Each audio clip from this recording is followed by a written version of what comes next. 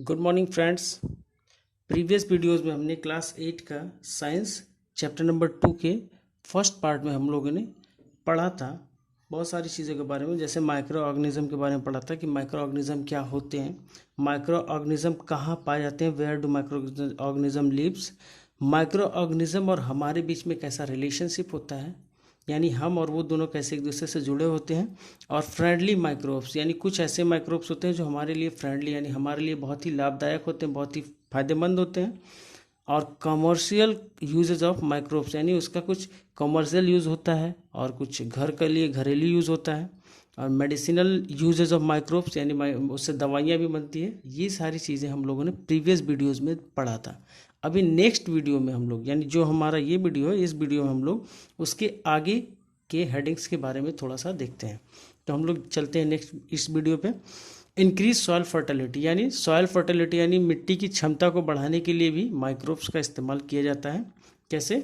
तो some bacteria are able to fix nitrogen from the atmosphere to enrich soil with nitrogen and increase its fertility, यानी कुछ ऐसे bacteria होते हैं जो मिट्टी की क्षमता बढ़ाने के लिए, उसमें उनके अंदर होती है नाइट्रोजन को ग्रहण करने की क्षमता, यानी नाइट्रोजन लेने की क्षमता होती है हवा से। तो वो हवा से, एटमॉस्फेयर से, वातावरण से नाइट्रोजन लेते हैं और उसको मिट्टी में मिक्स करते हैं, जिससे नाइट्रोजन मिट्टी में मिक्स होने के कारण उसकी फर्टिलिटी क्षमता यानी उर्वरक क्षमता थोड़ी सी इंक्रीज होती है, बढ़ जाती है। और इसका एग्जाम्पल अगर हमें जानना हो तो हम एग्जाम्पल में उड़द का पेड़ जो होता है उसको ले सकते हैं। उड़द के पेड़ को जब हम जड़ से उखाड़ते हैं तो उसके जड़ों में हमें गांठें दिखाई देती हैं छोटी छोटी। उन गांठों के अंदर बैक्टीरिया पाए जाते हैं। यही बैक्टीरिया क्या करते हैं, एटमॉस्फेयर से नाइट्रोजन लेते हैं और वो नाइट्रोजन वो मिट्टी में डाल देते हैं ताकि मिट्टी की उर्वरक क्षमता बढ़ जाती है। इस तरह से इंक्रीज उनका सॉइल फर्टिलिटी इंक्रीज हो जाती है। तो यानी ये बैक्टीरिया बहुत ही हेल्पफुल होते हैं। फिर क्लीनिंग द इन्वायरमेंट, यानी क्लीन इन्वायरमेंट को क्लीन करने के लिए भी बैक्टीरिया बहुत ज़्यादा यूज़फुल होते हैं। बैक्टीरिया बोले या माइक्रोब्स बोले, जो भी बोले, वो दोनों ही सब के सब बहुत ही ज़्यादा फायदेमंद होते हैं। तो some microbes help to decompose the waste vegetables and fruits and other things to keep environment clean, यानी कुछ ऐसे माइक्रोब्स भी होते हैं जो बहुत ज़्यादा हेल्प करते हैं डिकम्पोज करने में। किसको? Waste vegetables, fruits and other things, यानी हमारे घरों के आसपास हमने भी इसको देखा होगा, रियलाइज़ किया होगा कि जब हमारे घर में कुछ खाने जो ख़राब हो जाते हैं, नहीं खाने लायक होते हैं, उसको हम लोग बाहर किसी अपने अड़ोस पड़ोस में कहीं फेंक देते हैं। सब्जियां हैं, फल है वगैरह, कहीं ना कहीं फेंक देते हैं। जब हम उसको फेंक देंगे तो कुछ दिनों के बाद धीरे धीरे डिकम्पोज हो जाएगा। और सिर्फ फल सब्जियां ही नहीं, जब हमारे घर के आसपास कोई जानवर मर जाता है तो भी हम उसको कहीं दूर, थोड़ी दूर फेंक देते हैं। जब हम उसको कुछ दिन के बाद जाके वापस देखते हैं तो वो चीज़ें हमें वहाँ नहीं दिखाई देती जिस हालत में हमने फेंका था। क्यों? क्योंकि वो धीरे धीरे डिकम्पोज हो गई। बैक्टीरिया उसको बॉडी को डिकम्पोज कर दिया और वो धीरे धीरे सड़ते हुए, गलते हुए वो मिट्टी में मिक्स हो जाता है, जिससे वो वहाँ की बॉडी ख़त्म हो गई। अब वो बॉडी ख़त्म होने के कारण हमारे एटमॉस्फेयर में पॉल्यूशन कम हुआ, वरना अगर ये बैक्टीरिया ना होते तो ये बॉडी डिकम्पोज ना होती, और डिकम्पोज ना होती तो ये बहुत ज़्यादा पॉल्यूशन फैलाते। तो इस तरह से क्लीनिंग में, इन्वायरमेंट के क्लीनिंग में भी बहुत ज़्यादा हेल्पफुल करते हैं। उसके बाद है हार्मफुल माइक्रो ऑर्गेनिज्म। हमने अभी तक फ्रेंडली माइक्रोब्स के बारे में पढ़ा था, अब यहाँ पे हार्मफुल माइक्रोब्स के बारे में भी थोड़ा सा पढ़ेंगे। तो micro organism are harmful in many ways. जो माइक्रो ऑर्गेनिज्म होते हैं वो बहुत ज़्यादा नुकसानदायक भी होते हैं, यानी नुकसान भी करते हैं। Some of the microbes cause disease in the human beings. इनमें से कुछ ऐसे माइक्रोब्स भी होते हैं जो आदमी में, ह्यूमन बींग्स यानी आदमियों में, प्लांट्स में एंड एनिमल्स, यानी चाहे आदमी में हो, चाहे पेड़ पौधे में हो, चाहे एनिमल्स में हो, किसी में भी हो, ये नुकसान का कारण यानी बीमारी का कारण बनते हैं। यानी इनके द्वारा ही बीमारी हमारे अंदर, या चाहे पेड़ों के अंदर, चाहे जानवरों में, इन माइक्रो ऑर्गेनिज्म के द्वारा ही आता है। Such disease causing micro organism are called pathogens, यानी ऐसी बीमारियां जो माइक्रो ऑर्गेनिज्म के द्वारा आते हों उसको पैथोजेंस कहते हैं। पैथोजेंस का मतलब होता है रोगजनक, यानी बीमारी का कारण। बीमारी उनके द्वारा ही आता है तो बीमारी का कारण वही बनते हैं, यानी पैथोजेंस। इनके द्वारा ही बीमारी शुरू हुई है तो ये पैथोजेंस कहलाते हैं। तो ये हार्मफुल माइक्रो ऑर्गेनिज्म है। अब यहाँ पे एक एक करके पढ़ते हैं। डिजीज कॉजिंग माइक्रो ऑर्गेनिज्म, बीमारी से होने वाले बीमारियाँ कैसे हैं, कौन कौन सी हैं। तो pathogens enter our body through air water and eating. ध्यान देने वाली बात है कि जो पैथोजेंस होते हैं यानी बीमारी वाले जो माइक्रोब्स होते हैं वो हमारे बॉडी में इंटर कैसे करते हैं और वर्क कैसे करते हैं। यानी इंटर करने के बाद वो काम करते हैं ना, पहले तो एंट्री होगी बॉडी के अंदर, फिर वो धीरे धीरे बीमारी अंदर फैलाएंगे। तो इंटर करने के लिए उनके पास 3 मेन तरीके होते हैं। सबसे पहला तरीका होता है हमारे बॉडी में घुसने के लिए एयर। तो एयर कैसे, एयर मतलब सांस के द्वारा। जब हम सांस लेते हैं तो हमारे सांस के द्वारा यानी हमारे अंदर जो सांस अंदर जाती है ऑक्सीजन, उस सांस के द्वारा ही ये थोड़ा सा हवा के द्वारा ही हमारे अंदर इंटर कर जाते हैं माइक्रोब्स। और जब हम पानी पीते हैं तो उस पानी में भी ये वायरस बैक्टीरिया जो भी कहें वो पानी के द्वारा भी हमारे बॉडी के अंदर जाते हैं। और ईटिंग यानी खाना खाते हैं, जब हम खाना खाते हैं तो हमारे खाने के द्वारा भी हमारे हाथ में चिपके हों, चाहे वो हमारे खाने में मिक्स हो, कहीं ना कहीं से वो खाने के द्वारा भी हमारे बॉडी में एंट्री कर जाते हैं।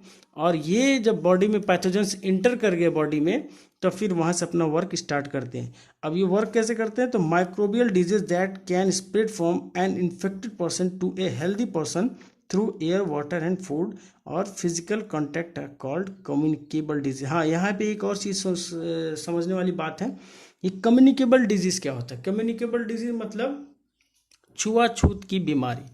छुआछूत की बीमारी मतलब जब हम किसी चीज़ को छूते हैं और उस चीज़ पे हमारे छूने का असर हो तो कम्युनिकेशन होता है यानी संपर्क होता है।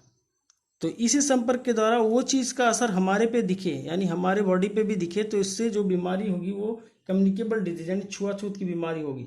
जैसे कि एग्जांपल में हम लोगों ने देखा है आज के डेट में एक कम्युनिकेबल डिजीज का सबसे बेस्ट एग्जांपल कोरोना है। अभी कोरोना सबसे बेस्ट एग्जांपल इसलिए है क्योंकि हम उसको लाइव देख रहे हैं, अभी हम उसमें जी रहे हैं, उस सिचुएशन में चल रहे हैं।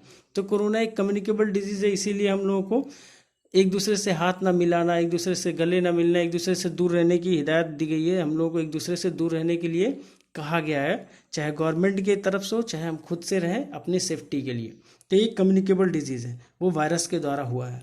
तो यहाँ पे भी जो है microbial disease that can spread from an infected person to a healthy person through air water and food और physical contact are called communicable disease. ऐसा माइक्रोबियल डिजीज, ऐसा बीमारी जो फैलता हो किसके द्वारा, एक इन्फेक्टेड पर्सन यानी जो आदमी पीड़ित है जिसके अंदर बीमारी है उसके द्वारा किसी एक हेल्दी आदमी में फैल जाए।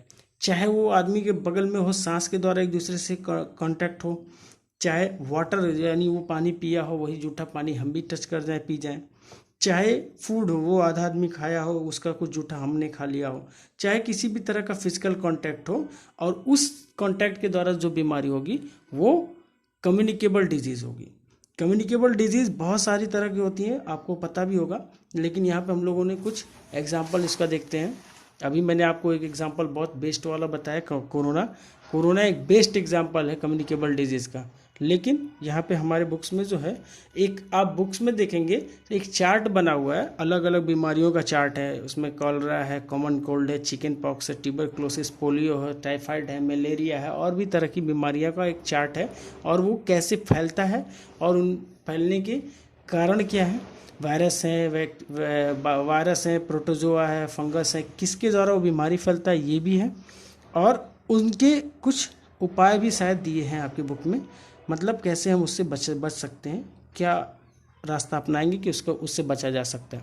तो यहाँ पे कम्युनिकेबल डिजीज़ के कुछ एग्जांपल हैं, जैसे कॉलरा है, इसको हैजा भी कहते हैं। कॉमन कोल्ड है सर्दी जुकाम, यानी सर्दी जुकाम जो हम लोग सभी को आसपास के अक्सर लोगों को हो जाता है। चिकन पॉक्स है यानी चेचक, और ट्यूबरक्लोसिस मतलब टीबी, ये कम्युनिकेबल डिजीज़ का सबसे गंभीर बीमारी, सबसे खतरनाक है, क्योंकि अभी जिसको टीबी हो जाती है उसके आसपास लोग जाना पसंद नहीं करते क्योंकि उनको भी उनके कांटेक्ट में जाने से बीमारी हो जाती है।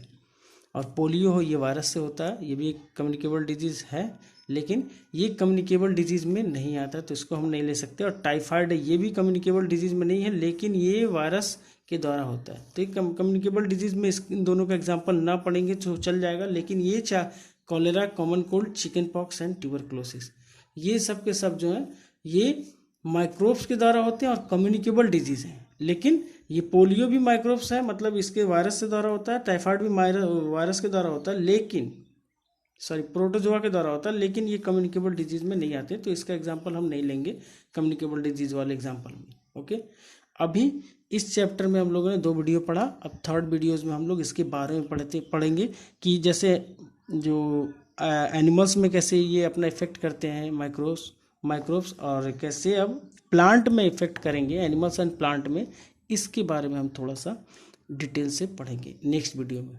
Okay, bye.